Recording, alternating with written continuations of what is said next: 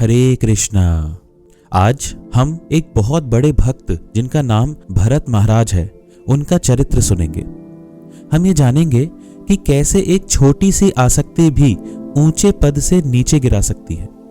भगवान के परम भक्त थे भरत महाराज।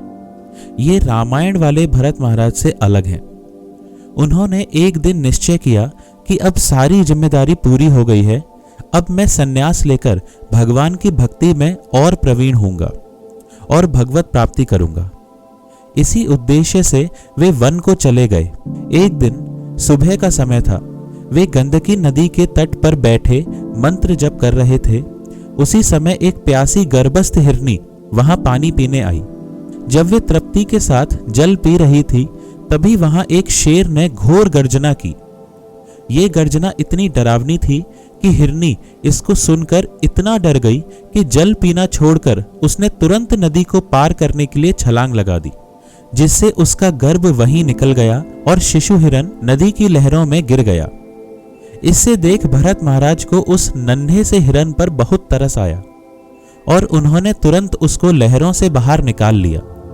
उन्होंने दूर से देखा तो हिरनी ने भी अपना शरीर त्याग दिया था।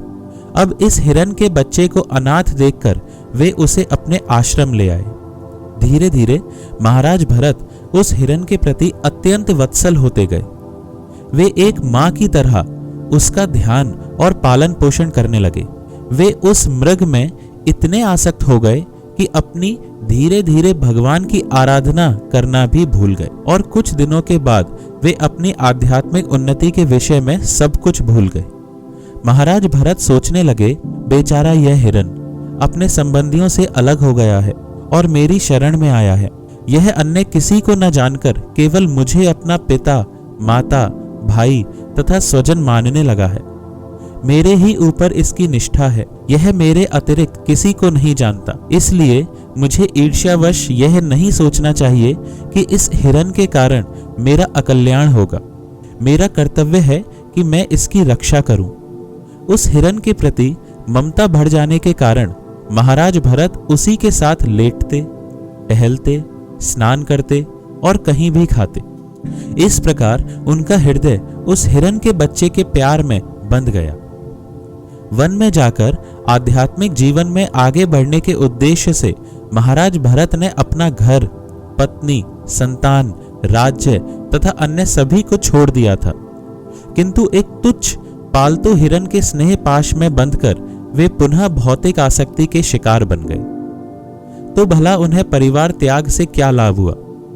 जो व्यक्ति अपने आध्यात्मिक जीवन को उन्नत करना चाहता है, उसे श्री कृष्ण के अतिरिक्त अन्यत्र आसक्त होने से सावधान होना चाहिए।